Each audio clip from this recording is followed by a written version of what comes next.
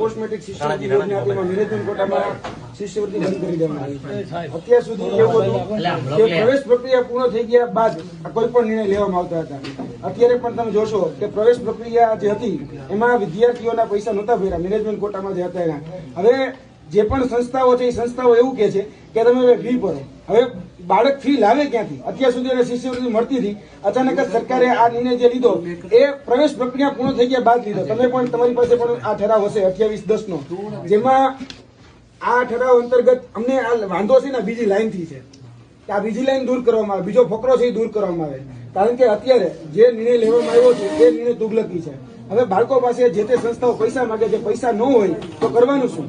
એટલે અમે સ્પષ્ટ કરીએ છીએ કે તાત્કાલિક ધોરણે તમારા માધ્યમથી અમે સરકારને કહેવા માંગીએ છીએ કે ભાઈ મેનેજમેન્ટ કોટાની જે શિષ્યવૃત્તિ હતી એ શિષ્યવૃત્તિ ફરીથી ચાલુ કરવામાં આવે અને બાળકોને ન્યાય આપવામાં આવે। કારણ કે આ જે ફરમાન જે કરવામાં આવ્યું છે એ ફરમાન ક્યાંક ને ક્યાંક જોવા જઈએ તો તુગલકી ફરમાન છે અને તાત્કાલિક ધોરણે આ વસ્તુ ચાલુ કરવી જરૂરી છે।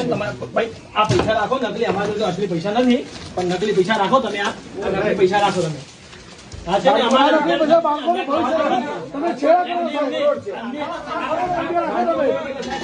બાળકો સાથે તમે છેડા કરો છો, મજા કરો સાહેબ। કેમ કે અમારી જે છે ને થઈ ગયા બધી, થઈ ગયા સાહેબ, 500 કરોડ છોકરા 500 કરોડની શિષ્યવૃત્તિ એમાં ગઈ છે। હવે વિદ્યાર્થીઓને ન્યાય આપો, ન્યાય આપો, ન્યાય આપો, ન્યાય આપો, ન્યાય આપો, ન્યાય આપો, વિદ્યાર્થીઓને ન્યાય આપો, ન્યાય આપો, ન્યાય આપો। આપણે છે ને આ બે વખત આવેદન આપ્યું, હવે આખો દિવસ આવેદન ન હોય, એ આવેદન છે ને હવે એમને આખો દિવસ આવેદન ન હોય। અમારે છે ને આ પૈસા રાખો, અમારી આ આવેદન છે ને नहीं किसी से भीख मांगते, हमारा हक मांगते, नहीं किसी से भीख मांगते, न्याय आपो, न्याय आपो, विद्यार्थियों ने न्याय आपो। રિસીપ કાર્ડ ઘણી બધી કચેરીઓ ઇશ્યુ કરી દીધા છે આમાં। હવે તમે વિચારો રિસીપ કાર્ડ આવી ગયા હોય તો બાળક આદિવાસી સમાજના બાળકો ભણી ગણીને ઉત્થાન કરી શકે, આગળ વધી શકે એટલા માટે પોસ્ટ મેટ્રિક શિષ્યવૃત્તિ યોજના અત્યાર સુધી 2010થી ચાલુ હતી અને પોસ્ટ મેટ્રિક શિષ્યવૃત્તિ યોજનામાં અત્યારે 28/10/2024ના રોજ જે પરિપત્ર કરી અને જે ખાસ કરી જે મેનેજમેન્ટ કોટા હતા મેનેજમેન્ટ કોટાની શિષ્યવૃત્તિ બંધ કરી દેવામાં આવી છે। મેનેજમેન્ટ કોટા, સ્ટેટ કોટા અને બાકી રહેતા હોય જે વિદ્યાર્થીઓ ત્યારબાદ વેકેન્ટ કોટામાં આવતા હોય છે અને વેકેન્ટ કોટાના જે સીટો છે મેનેજમેન્ટ કોટામાં ગણવામાં આવે। આ પ્રકારનો કેન્દ્ર સરકારનો જ પરિપત્ર હતો અને એ જ રીતે જોવા જઈએ તો રાજ્ય સરકારે એક પરિપત્ર કરીને એવું કહી દીધું કે ભાઈ આ જે મેનેજમેન્ટ કોટા છે એ મેનેજમેન્ટ કોટાની શિષ્યવૃત્તિ હવે આપવા પાત્ર રહેશે નહીં। એટલે આ જે પરિપત્ર છે એ પરિપત્ર 28/10ના રોજ કરવામાં આવ્યો છે, જેને કારણે આદિવાસી સમાજના 50 થી 60 હજાર બાળકોને આના કારણે નુકસાન થઈ રહ્યું છે। એટલે ક્યાંક ને ક્યાંક કહી શકે કે આદિવાસી સમાજ વિરોધી જે માનસિકતા ભારતીય જનતા પાર્ટીની જે અત્યાર સુધી રહી છે એ હવે છતી થાય છે।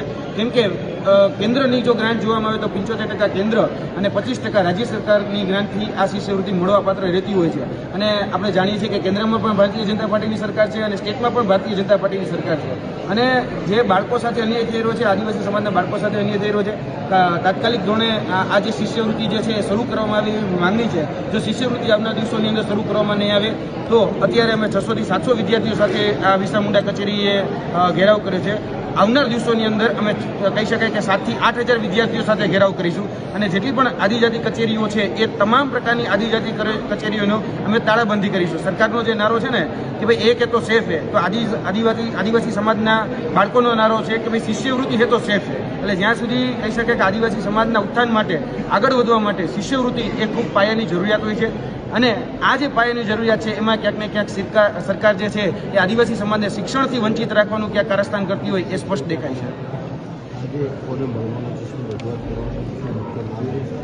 આજના દિવસમાં અમે કહી શકાય કે અહીંના જે બિરસા મુંડા ખાતેના જે કમિશનર છે એમને મળવાના છીએ। ખાસ કરીને તેના દ્વારા જે પરિપત્ર કરવામાં આવ્યો છે એ પરિપત્રમાં જે વિસંગતતાઓ લાગી રહી છે, ખાસ કરીને સ્ટેટ કોટા, મેનેજમેન્ટ કોટા અને વેકેન્ટ કોટાની જે વિસંગતતાઓ લાગી રહી છે અને જે બંધ કરવામાં આવી છે મેનેજમેન્ટ કોટાને, તો શા માટે ભાઈ જાણી જોઈને આ શિષ્યવૃત્તિ બંધ કરવામાં આવી એની રજૂઆત આજે અમે અહીંના કમિશનર સાથે કરવાના છીએ અને જો અમારી વાત સાંભળવામાં નહીં આવે તો ચોક્કસપણે તમામ પ્રકારની જે કચેરીઓ છે તેનો અમે ઘેરાવ કરીશું, તાળાબંધી કરીશું, પરંતુ એની સાથે સાથે આવનાર દિવસોની અંદર જો વિધાનસભાનો ઘેરાવો કરવો પડે તો એની પણ અમારી તૈયારી છે।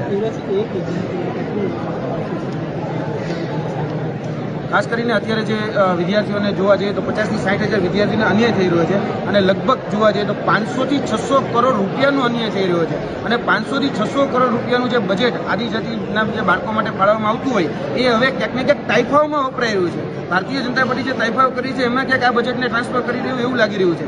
એટલે 500 થી 600 કરોડ રૂપિયા જે છે આજે આદિવાસી સમાજના હકના હિસ્સામાં જે બજેટમાં ફાળવવામાં હોય એ ક્યાંક ને ક્યાંક હકનો રોટલો છીનવવામાં આવતો હોય એવું સ્પષ્ટપણે દેખાઈ રહ્યું છે. ઓકે ચાલો રાજ ચાલો શકે એટલા માટે સરકાર દ્વારા પોસ્ટ મેટ્રિક શિષ્યવૃત્તિ યોજના એ અત્યાર સુધી અમલમાં હતી અને ગુજરાત રાજ્ય સરકાર દ્વારા એક પરિપત્ર કરવામાં આવ્યો છે 28 સપ્ટેમ્બર 2024ના રોજ. તેને કારણે જે મેનેજમેન્ટ કોટા હતી મેનેજમેન્ટ કોટાની શિષ્યવૃત્તિ બંધ કરી નાખવામાં આવી છે. તેના વિરુદ્ધમાં આજે અમે પાલનપુર આદિજાતિ મદદનીશ કમિશનરની જે કચેરી હતી ત્યાં આવેદનપત્ર આપ્યું છે. અમારો એકમાત્ર ઉદ્દેશ્ય છે કે ભાઈ આદિવાસી સમાજનો બાળક ભણી ગણીને આગળ વધી શકે અને ખાસ કરીને પોસ્ટ મેટ્રિક જે શિષ્યવૃત્તિ યોજના હતી એટલા માટે હતી કે ભાઈ આદિવાસી સમાજનો જે બાળક છે એ મેટ્રિક પછી નર્સિંગનો કોર્સ હોય, ડિપ્લોમા હોય કે ડિગ્રી હોય, આ બધા જ કોર્સ શિષ્યવૃત્તિના માધ્યમથી આગળ ભણી ગણી શકે. પરંતુ સરકારે ક્યાંક ને ક્યાંક તુગલકી ફરમાન આ કરી અને તુગલકી ફરમાન જે રજૂ કરવામાં આવ્યું તેને કારણે શિષ્યવૃત્તિ બંધ થઈ ગઈ છે.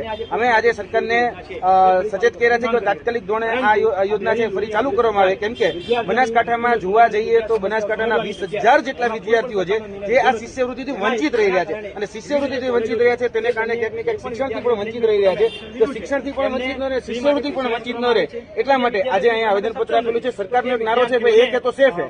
તો અમે કહેવા માંગીએ છીએ કે આ આદિજાતિના બાળકો માટે શિષ્યવૃત્તિ એ તો સેફ છે, કારણ કે આદિજાતિનું બાળક શિષ્યવૃત્તિ હશે તો ભણી ગણી શકશે અને જો આવનાર દિવસોની અંદર અમારી માંગણી સ્વીકારવામાં નહીં આવે તો આ જ આદિજાતિ જે કચેરી છે એની અંદર તાળાબંધી કરીશું. તેની સાથે સાથે જે બિરસા મુંડા ખાતે કચેરી જે આવેલી છે જ્યાં આની ગ્રાન્ટ ફાળવવામાં આવે છે, કારણ કે જોવા જઈએ તો ભારત સરકાર દ્વારા 75% ગ્રાન્ટ અને તેની સાથે રાજ્ય સરકાર દ્વારા 25% ગ્રાન્ટ. કેન્દ્રમાં પણ ભારતીય જનતા પાર્ટી સરકાર છે અને ગુજરાતમાં પણ ભારતીય જનતા પાર્ટી સરકાર છે. ક્યાંક ને ક્યાંક આદિવાસી વિરોધી માનસિકતા ધરાવતી ક્યાંક ને ક્યાંક ભારતીય જનતા પાર્ટીની જે છબી છે એમાં સ્પષ્ટ થાય છે. તો તાત્કાલિક ધોરણે આ શિષ્યવૃત્તિ જે યોજના જે છે પોસ્ટ મેટ્રિક શિષ્યવૃત્તિ યોજના એ ચાલુ કરવામાં નહીં તો આવનાર દિવસોની અંદર ગાંધીનગર બિરસા મુંડા કચેરી જે છે એનો પણ અમે ઘેરાવો કરીશું.